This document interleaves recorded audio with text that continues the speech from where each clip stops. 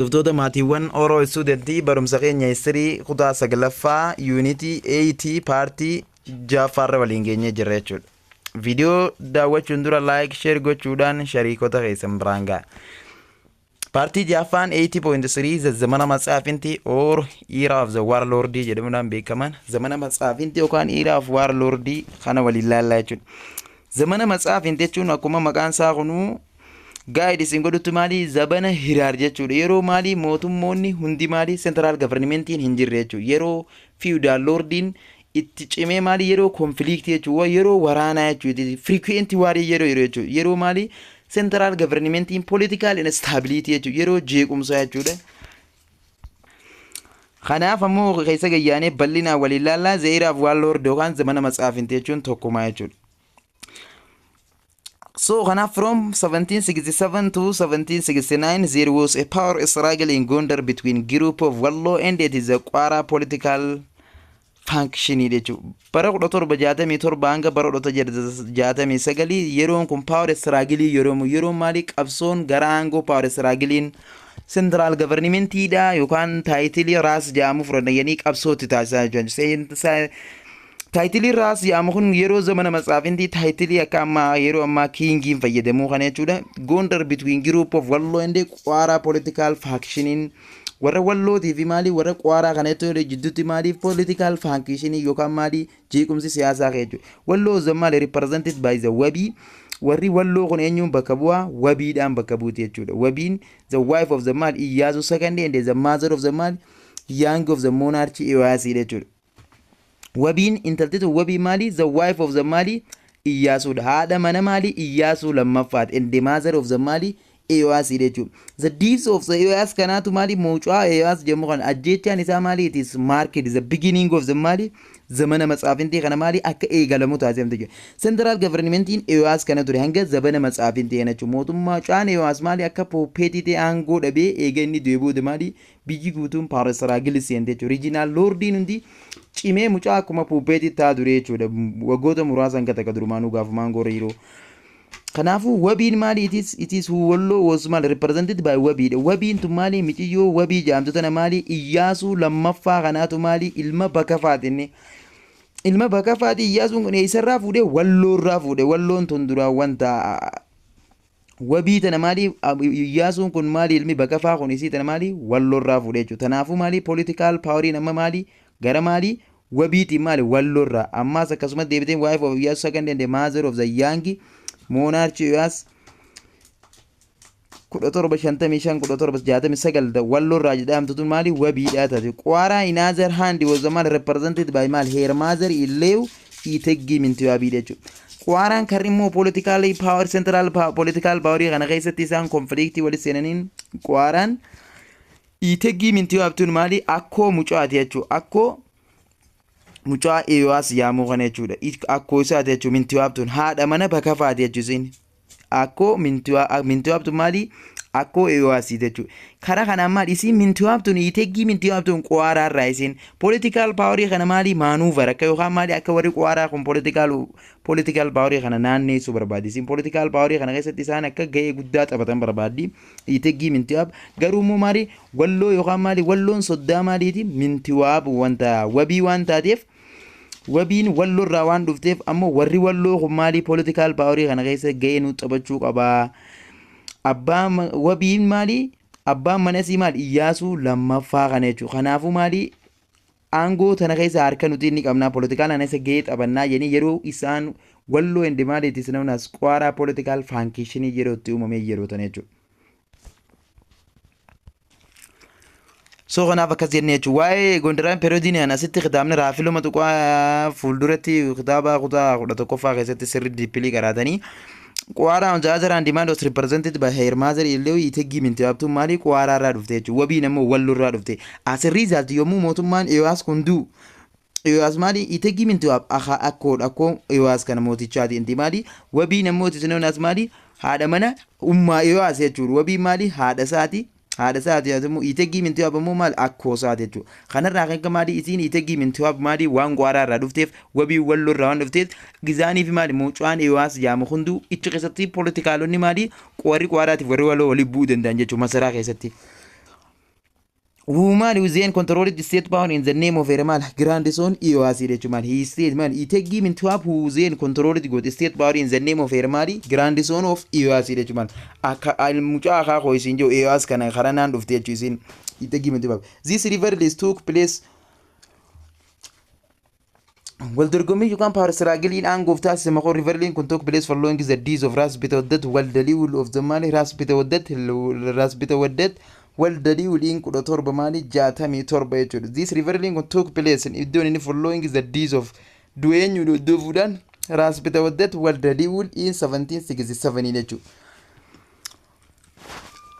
qabsoon kun kun taasifamee duraan raasbitooddatti waldalii ulkana isiitu itti fidee ture maali qawaaraa irraa itti fidee turte raasbitooddatti waldalii ulkun duunaan jarri ichi keessa political conflictiin seente jechuu isii kanaa duraan maali mucaa akka riijentii ta'ee gargaaraa ture raasbitooddatti waldalii ulkana akka riijinaal loordiin koora wallootii fi koora qawaaraa kunis conflictii ittiin qaamne mintuwaa had given a power mintuwaa maal goote had given a power based to the walloo oromoo by arranging a political marriage dha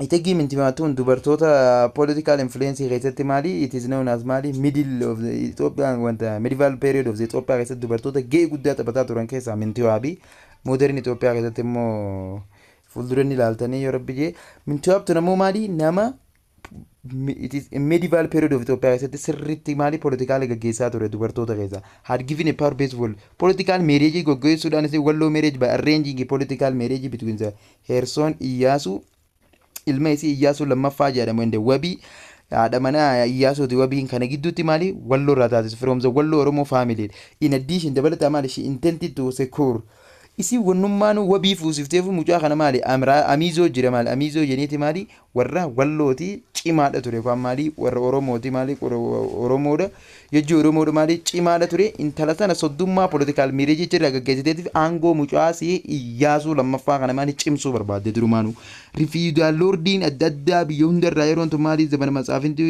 waayyaa hojjiruuf akka feudal lordiin kun itti cimee aangoo central governmentii tanarraa furanne walloo irraa fuusiftee maali soddaasaa kuni jabaadha waraana guddaadha qaba akka isii gargaaru goote political marriageedhaan beekamti maali teggii minti waabtuni from the walloo Oromoo family in addition she intended to secure their military support to consolidate her power in the Gondorian state dha aangoo waraanaa cimsuudhaaf Gondorian state keessatti akkas goote jechuudha isin after that however the walloo Oromoo gradually began to enjoy a leading political role in the influence dhawataan sanuu beekadhu isiin qawaaraa irraa dhufte ummanni isiin aangoo mootummaa si akka jabeessaniif maali amiizoo nama jedhamu warra wallooti isarraa fuusifte garuu maali isaan kun political influence godhaa dhufan gahee taphachuu political keessatti conflict between qawaaraa and walloo Oromoo faction is maali created political disorder around the capital jechuudha so kanaafuu maali walii bu'iinsi maali qawaaraa fi warra walloo political disorder kana irratti maali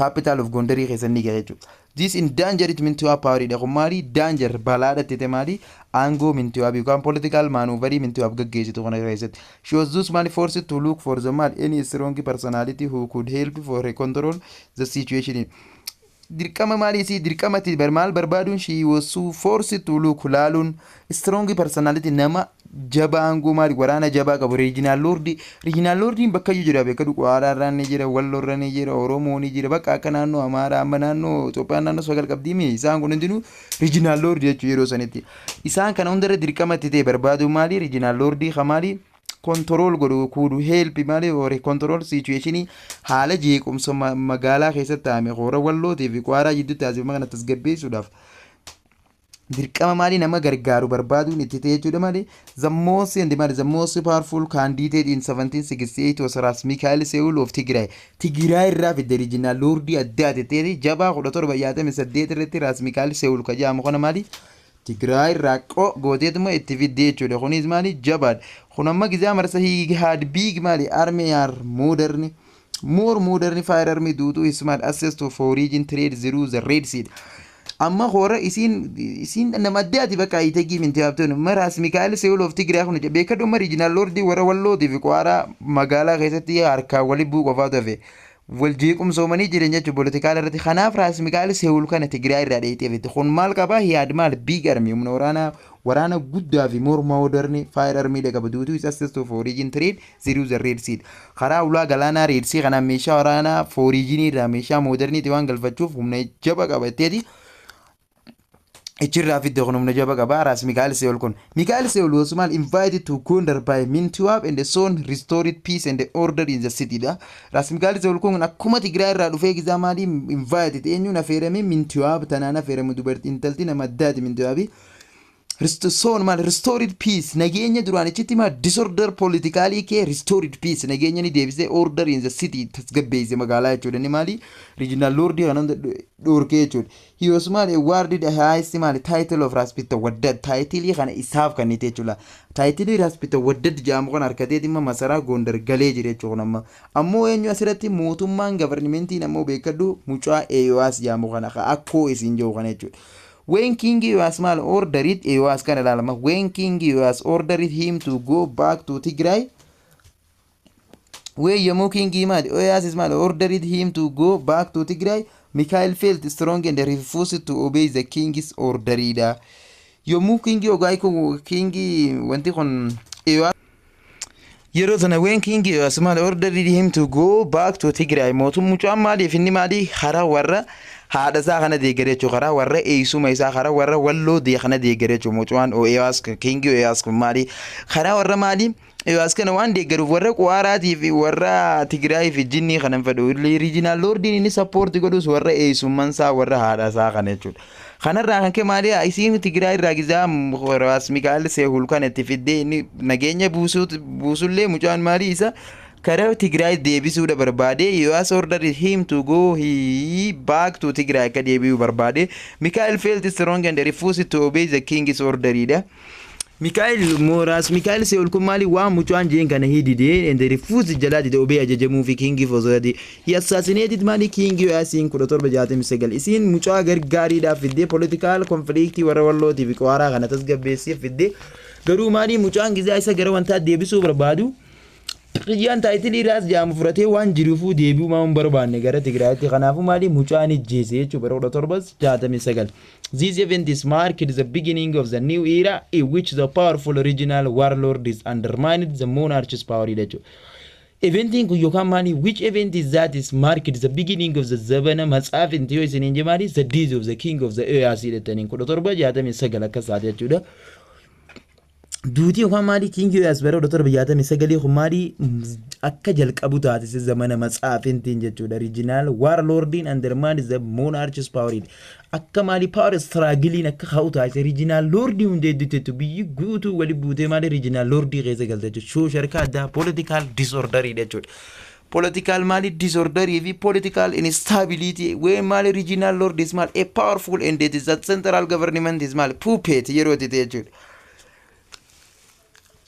Yeroo nama juba kamali power struggle mali regional lord lafa wali keechu bakka yurra zamana matsafin this refers to the period when the actual position of the political parties was is the hands of the different regional lord jechuudha. Yommuu actual position of the political power in angon dhugaadhaa kan regional lord harkeertu hands of different regional lord by individual jechuudha.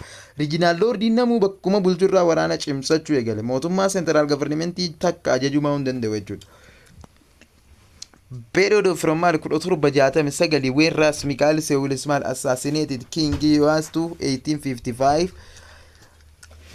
Period in Kumbara Kuroturba Jatam Sagal where yommuu Raas Mikaa'el Seewul lokaan regional lordin maali teggi Mintiwaabu Tigraay Raafid deequ maali yommuu guyyaa inni maali mucaa EOS jaamu kana maali King EOS jaamu kana maali guyyaa inni ajjeesu hanga 1855. It is the beginning period of the modern Ethiopian history bara 1855 hanga maali Tedros Garango dhufuutti jechuudha. Kana maali it is modern history yookaan maali grade 12 history keessa qaraatanii bara 1855 tti maali zamana matsaafintiin kun itti fufee jechuudha 1769 irraa kaasee when Kasa Ilusman crowned as a Tedros the second jechuudha laawnola yommuu mootummaan Tedros the second kun akka secondiitti mookaan maali Tedros the second gara aangoo dhufu modern Ethiopian yookaan maali modern Ethiopian periyoodii bara 1855 irraa jalqabee gizaa Teediroos bulchuu eegalu hanga gachiitti riijinaal loordiin dhukkee walirraa kaasachuu jeequmsa keessa turte biyya jeequmsa addaa politikaal instaabilitii ikoonomiidhaan sooshaaliidhaan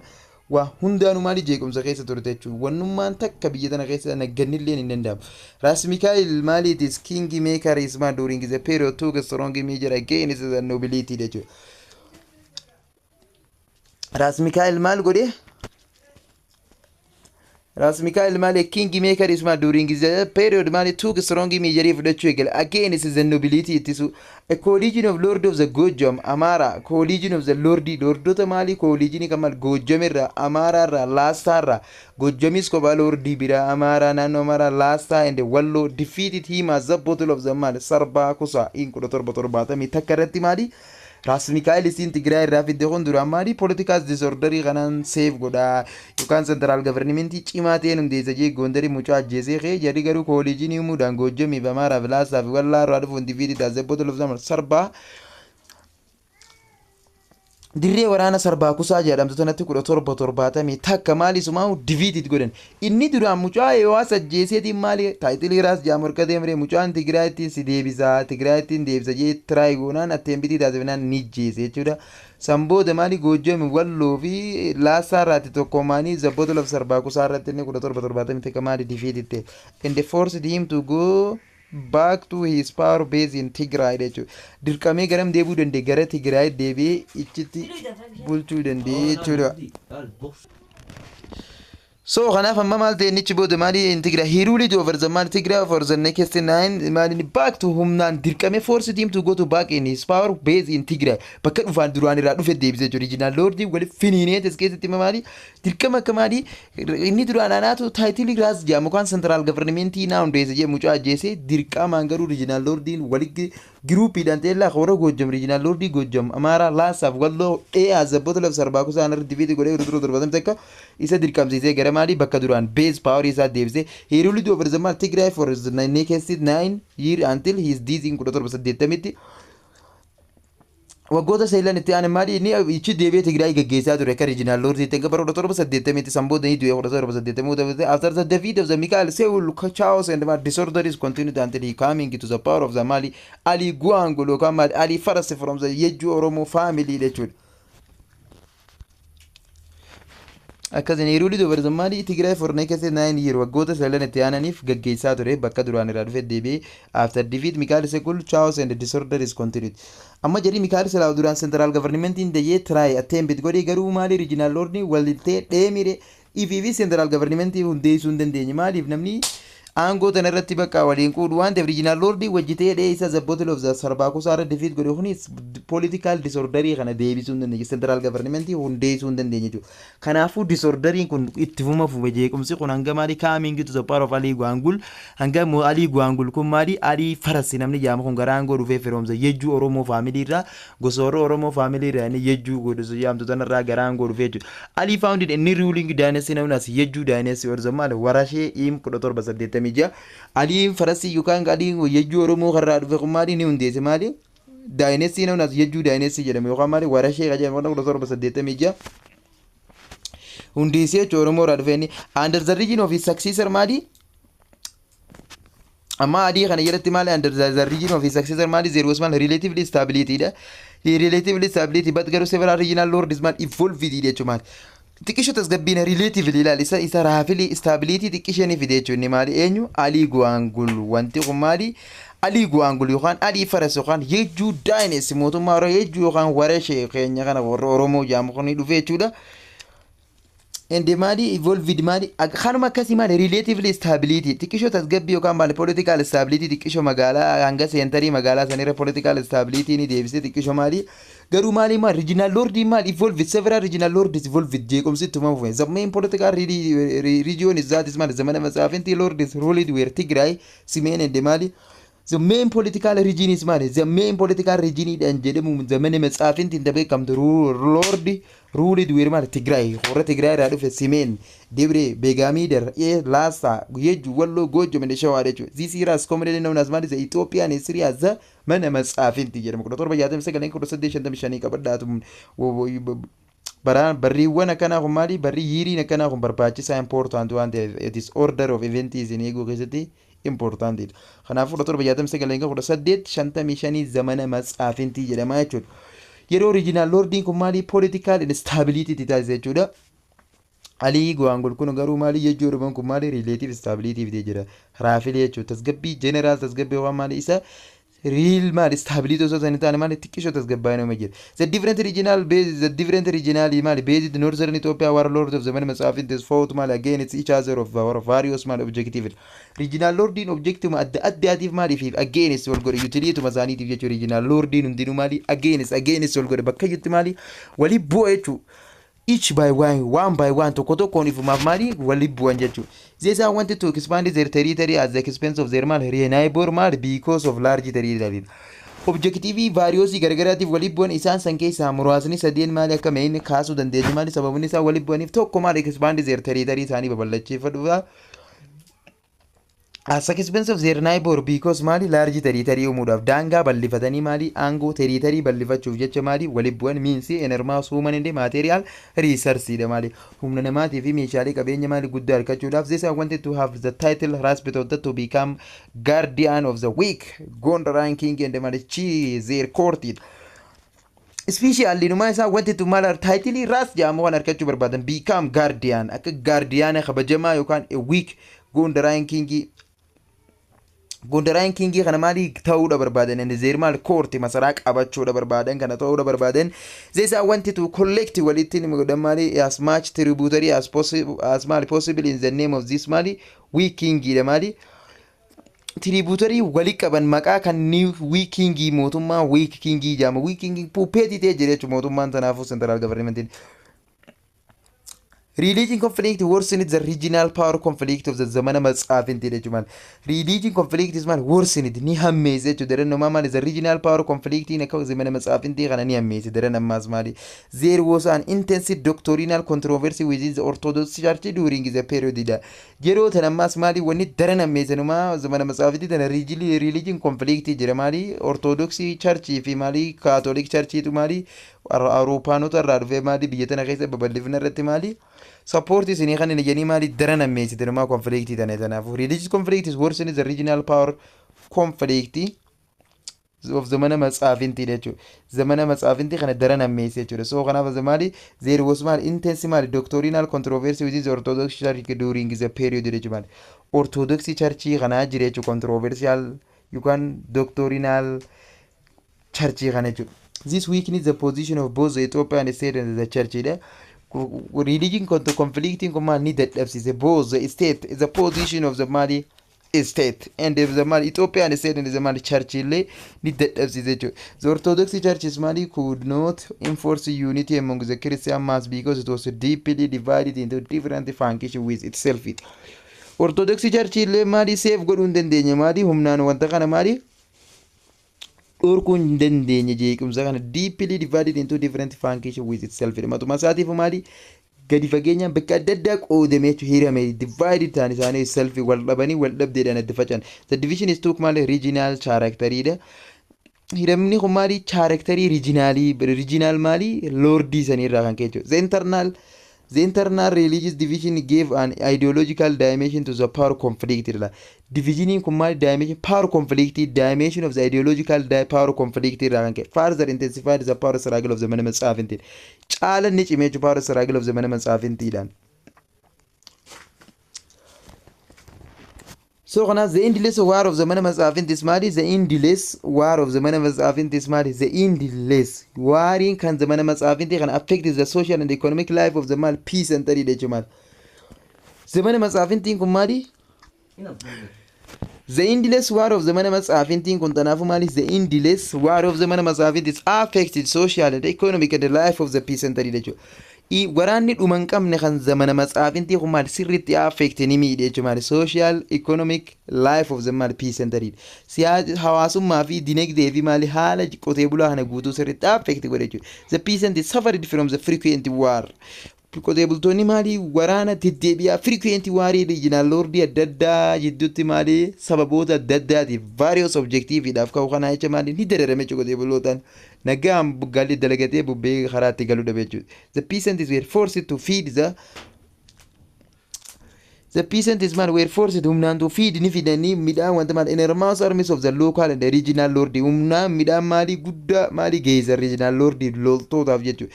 The money maalii shiftaan yookaan bandit is also forced the peasants to maalii supply them food.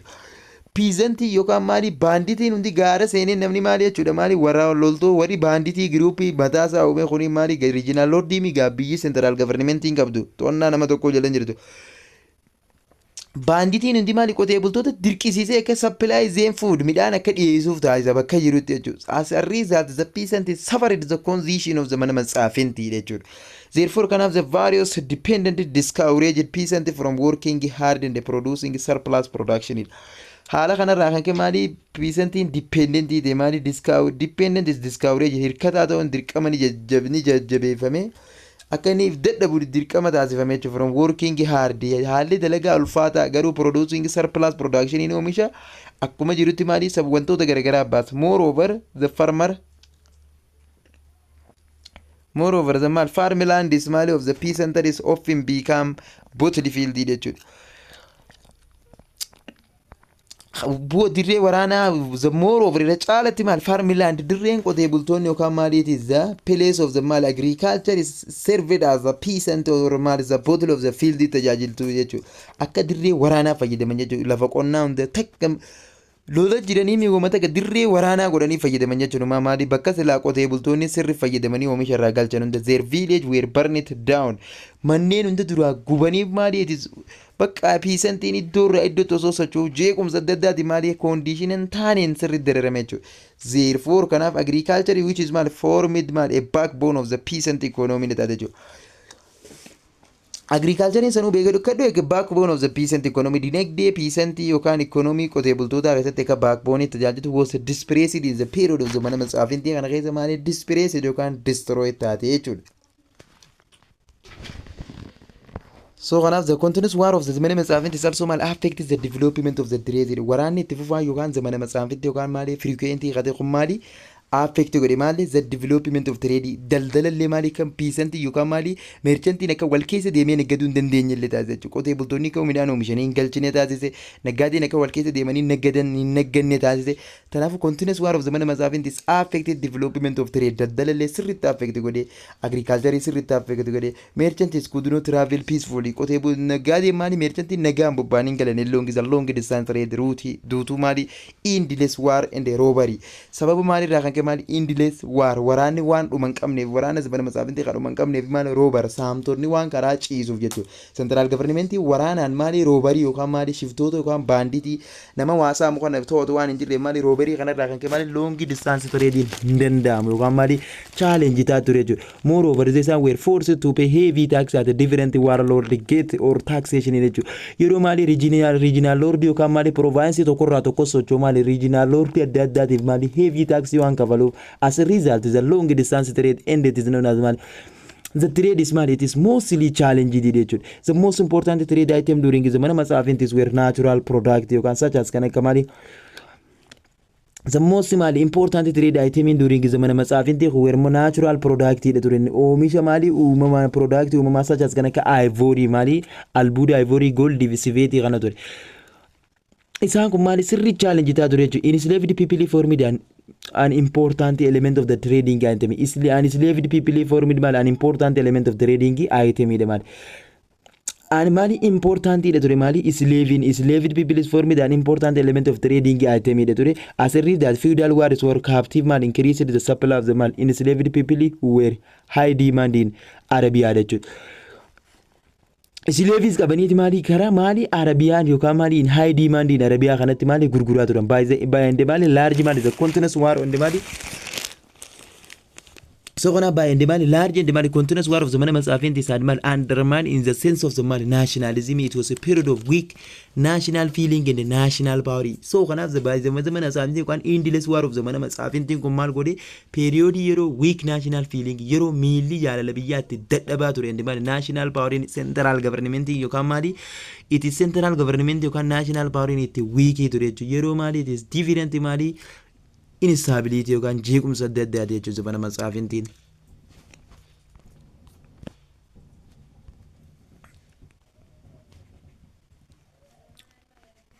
So kanaaf maali jejjuu daayineesii waliin ilaala jechuudha 80.4 maali jejjuu daayineesii jechuudha jejjuu daayineesiin tun maali warashee daayineesii yookaan maali Oromoo daayineesii warra Oromoo hajaamusan jechuudha. After the defeat of the Mikael Segul Tigraay irraa maali mi'eetegii mintu hafidde sun maali eegatifi maali chaos and maali disorder is continued until the coming to the power of Ali Gwangolitti maali jeequmsi ittuma fufee jenne yookaan chaos yookaan disorder yookaan political instability ittuma fufee nange coming to the power of the maali Ali Gwangol korra Oromoo irraa dhufe yejjuu lordii irraa dhufe yookaan farasi Ali hajaamu kun hanga dhufe maali political maali relative stability fidetti maali jeequmsi kun itti fufee from the yejjuu Oromoo family irraa hanga dhufe Ali founded a new ruling dynasty known as maali yejjuu dynasty yookaan warashee torba saddeettamii jatti hundeessine maal wanta jaamu maali new ruling dynasty haadha kan maal jedhamu yejjuu dynasty yookaan maali warashee hajaamu kun torba saddeettamii jaa. This dynasty dominated the politics of Malisa northern Ethiopia in the name of the Mal puppet king of Gondar until the middle of the 19th century jechuudha. Mootummaan kun maal jaamaa tureeti the politics of the northern Ethiopian is the name of the puppet king puppet mabaka akkuma tamale ennummaa maali adii gwangul kun maali relative stability qisheen ma jira malee puppet ma jechuudha king Gondar until the middle of the 19th century ti akkasumatti itti fufee jechuudha garuu maali political disorder fi political chaos itti fufee jechuudha. During this period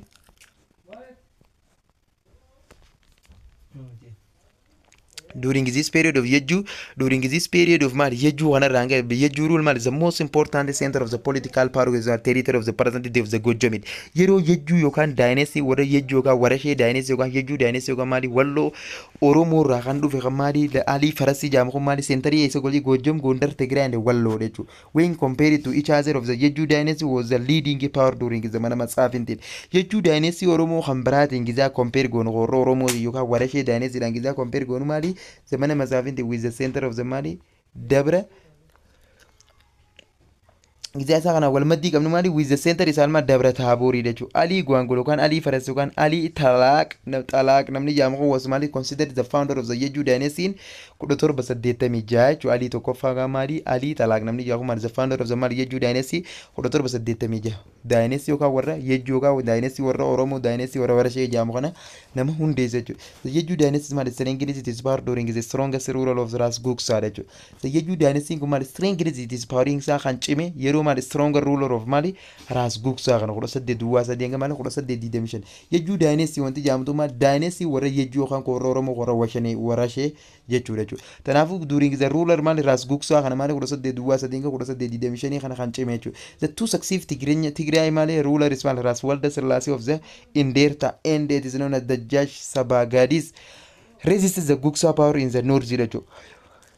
Original Lordi were Tigray Ras Waldas Relasi of Inderta Hajam Honi Mali and the judge Mali Sabagadis Kajam Humari Isan can resist Godam Guksa Yeju dynasty and Mali Ras resist Mali Guksa power in the North and resist Godin San Mali Warashe dynasty can Yeju nevertheless he tried to mal neutralize them through marriage relation and demand diplomacy demal Isan Mali Hanakasi Mali tried to Niman Nisha to mal neutralize him Babs Jera Mali akka maali resist godhu hin dandeenye taasise imsaan ziruu maali marriage relationidhaan kana maali fuudhaa fi heerumaatiin and diplomacy umuudhaan moreover irra caalatti maali gugsaa military and diplomatic skills maali loltoonni gugsaatiif maali diplomacy'n dandeettiin skilliin diplomatic keessatti qaba help him to maali exercise his power over the maali lord of the Gojam Wallo Lasa Simen Wangara and Dambia jara kana maali inni aangoo hangaasii tana maali walloo taka Gojam Wallo Lasa Simen Wangara Dambia tanarratti maali skill of the diplomacy'n yejjuun qabu yookaan raagsuskaan qabu kun maali skill of the diplomacy fi military maali gugsaan kun qabu kanarra military loltoota qabu kanarra kan maali political kan exercise godhuu danda'e following the deeds of the maali gugsaan 1825 the Yeju dynasty is maali meet strong challenge from the Simen and the Tigray jechuun following ajjecha du'a qammaariiti guras gugsaa bara 1825 kan hordofuudha maali Yeju dynasty Yejju dynasty mootummaan dynasty yejjuutu maali meet strong challenge from the Simeen and the Tigray bal challenge hedduu maali Simeenii fi Tigray irraa itti dhufuu danda'e jechuudha. Simeen was defeated by the Simeen fi maali Tigray irraa itti dhufuu danda'e challenge strong challenge from the Simeen irraa. Simeen was defeated by Gugsaa Son successor jechuudha. Simeen maaliin defeated taate Gugsaa Son ilma maali Gugsaa kaisas ba successor bakka bu'e Ras Yaman ya Ras Yamam nama jaamu kana maali defeated taate. Ras Maryee succeeded Yaman Yamam in 1828 Ras Maryeen kun maali Yeme Ras Yamam ilma son of the Ras Gugsaa kana maali dhaaluu danda'e 1828. However Dajjaj Sabagadis Tigray decided to end yejju political domination ida mali Dajjaj Sabagadis kara Tigray irraa kun mali xumuruu da barbaade kan political domination wara yejju ga wara shee dynasty tane this led to the bottling 1830 takka Maya Asla Mai near Dabra Abai in western Tigray jechuudha. This kun mali led bottling 1830 takka irratti Dajjaj Sabagadis of Tigray kun mali domination yejju tane xumuruu waan barbaadeef yookaan mali injifachuu waan barbaadeef dirree waraana Maya Asla Mai jedhamtu tanarratti Dabra near Dabra Abai biratti mali western Tigray keessatti lolatti bane jechuudha. The two rival Ras Maryee and Dajjaj Mach Sabagadis were killed in this battle. Generalonni lamaanuu maali Ras Maryee fi Dajjaj Mach Sabagadis regional lordiin hundinuu were killed in du'an battle tanarra but garuu the final victory went to maali yejjuu dynasty dha. Victory loltoota waa eenyutu harkate jechuudha maali yejjuu dynasty harkate. The ruler of the Semian Dajjaj Mach Wube was rewarded Tigray for his contribution siding with the Yejju Lord during the battle of the Mai Asalamai. Ruler of Simeen Dajjaj Wube kajam ko rewarded ni Tigray mal Tigray qabachuu danda'e eenyumu his contribution siding with the Yejju Lord wajjin during the battle of the Mali Asalamai kanarratti mali isa kana wajji defeated godhee warra Sabagadis kana wajji defeated godhee aangoo qabachuu hin jechuudha. The Yejju political domination over northern Ethiopia continued for the next 2 decades under Ras Ali Alula or Mali Ali Lammaffaa. Garuu mali domination of the political of the Yejjuun kun mali ittuma fufeen gara Ras Ali Lammaffaa 1830 hanga 1853 kanatti jechuudha. Yejju ruler is mali reached it is mali zenith under Gugsaa Marso. Yejju ruleriin kun maali bulteessitii kun qaqqabee jechuun hanga Gugsaa maloo kana jechuun bara 1825 kana numa adeeme jechuudha. Huumee maali incessant maali and struggle against Ras Walda Selassie of Inderta and the Dajjaj Mach Sabagadis of Walda Sabgadis of Walda eenyuti kun Walda of the Mali Agame hanga isaan kana mali isa kana struggle isa kana jaloota kana wajji wali borote bara 1826 Gugsaa successor is Mali Yimam and defeated Haile Mariam Gabra of Mali Simeen. Successor of the Gugsaa Yimam kun mali isaan kana defeated godhe. Marru of Dambia was also killed the battle of the Koso Ber. Dirree waraana Koso Ber jedhamtu sanarra 1827 isa kana defeated. In the period of the mana matsaafin this was brought to end by the Kasahil of the Kwara Zeros of battle lasted from the Mali 1840 to the Mali 1855 jechuudha. So zamana matsaafintiin kun indi teenyudha maali Ras Kasahil of Kwara nama jaamu yookaan Tewodiroos sagande yookaan maali it is the first Mali modern Ethiopian state of the Mali modern Ethiopian state nama jaamu maali Tewodiroos sagande kajaamu kana maali kanaan indite yookaan maali it is ended by maali the Tewodiroos sagande yookaan maali it is Kasahil of Kwara nama jaamu kana maali Kwara da bulchaa ture dirree waraanaa afur irratti injifatee modern Ethiopian history keessatti ilaaltanii fuulduratti kutaa 12 irratti maali dirree waraanaa afur irratti eega injifatee booda maali regional lordota afran Dajjaj Mach of Wube Dajjaj one of Simeen of Tigray isaan kanoota hunda eega injifatee booda Ras Ali kan hunda eega defeated godhe booda maali modern Ethiopian history hundeessuu dandeechuu maali soo kanaaf zabana matsaafinti xumuruu dandeechuu central government hundeessuu dandeechuudha. Tewodiroos kanatti ansee 80.5 is the kingdom of Shawaa dha waliin laallaa jechuudha.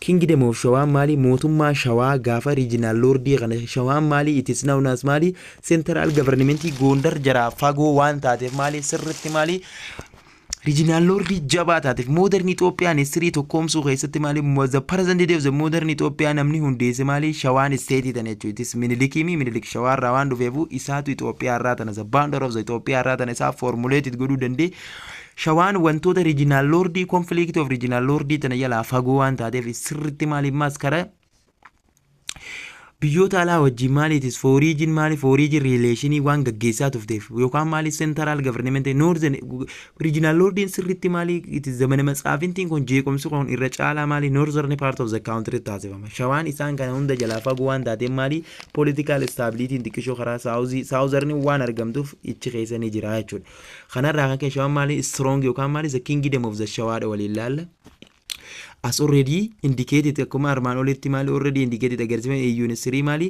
the central highland of the present day of the show has been political center of the Christian kingdom jedhe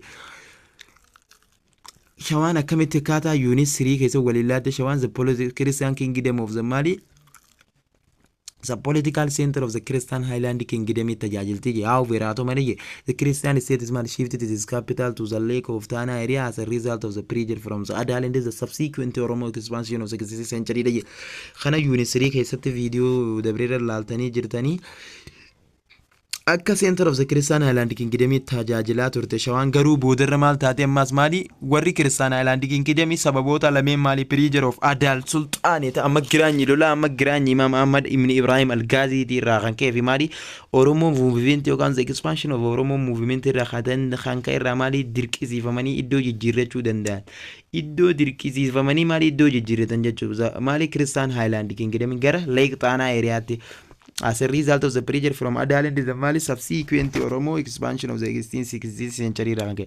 Some strong Gondorai rulers Mali including Mali Yasu tokkoffaadha jechuudha. Some strong Gondorai rulers Mali Iyyaasuu tokkoffaadha. Mootota jajjaboo maali Gondar keessaa inni beekamaan eenyu maali Iyyaasuu tokkoffaadha. Haa jalqabara jiru maali 18 duwwaa geggeessee try to control shawaa inni maali control godhuuf ni yaale to this end is a sent military expansion to shawaa ni agaran sheerga loltoota gara shawaa erganaa veerato shawaa gradually detached maali itself from the newly founded maali center of Christian state dha. Haa ta'u malee maali isaan deegtana result of the pressure from the Mali some strong Gondaran rulers one including Iyyasu tried to control Shawa. This independence sent military expansion to Shawa Terganjan, however, Shawa gradually detached itself from the newly founded Mali center of the Mali Christian state.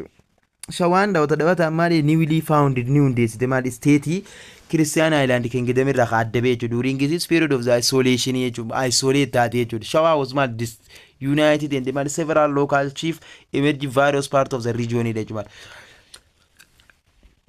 Disunited akkamadi isaan hin tokkoomne indemaaliti several local chief unities and emerged in various parts of the region in this jechuudha. Nevertheless, only the Shawan Kingdom is emerged in the area of the Manzi jechuudha.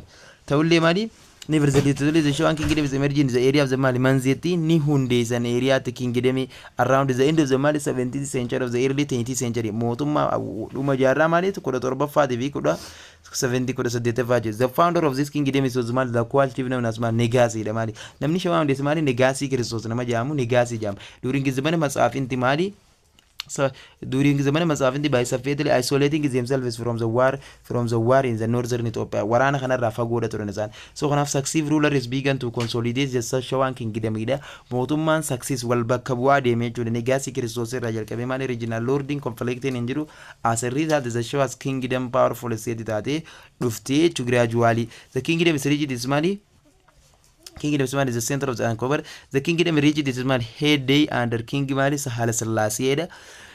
Mootummaan Shawaa kan cimtee argamuu dandeesse King Mali Sahala Selassie nama jaamutti Mali Sahala Selassie is malad proud several region under Shawan control and maintain the level in the order in the kingdom. Sahala Selassie namni jaamu kun Mali akako minilik numanu Mali Sahala Selassie kun Mali proud several region under Region duda mali incorporate godef jele galte under Shawan control and demal maintain the lewi sere mal maintain it godu dande jele chu sere and in order to kingdom mootummaa hundeesse chuchima this stability is mal enabled several this stability ko mal enabled ni dande mal several regions mal traveler to come into visit Shawa several for region ne duna kamali shawatana daawatan isti mal strong taate mul'achuu dandeenyaan shawatana mali it is mal daawwachuu visit godhu eegala mal for region relation warri ka Italy fan jalaan dhufanii gaafa mal deegachuu bulchu mali isaa wajjin contact wal godhaa sababa mali cimina sirraa kan kee this helped the Sahel Selassie to establish independent for region relation with Britain and France jechuun ola gurbaan Hasaala Sillaaseen kun maali tanaafu maal establish godhe independent foreign relation kan regional lord ni actually dhukkee gara northern part of the country ti wali kaasa jiru maali inni foreign relation kara jala kanaan gaggeessa Britain France wajjin meeshaa waraanaa modern army jala kanaan galfachuu danda'e sababa kanarraa kan kee shawaan maali it is the state of the unification of the Ethiopia taate maali unification of Ethiopia isii xumuruu danda'e jira jechuudha shawaa tana jechuudha viidiyoo kana asumarra waliin dhaabna nageetti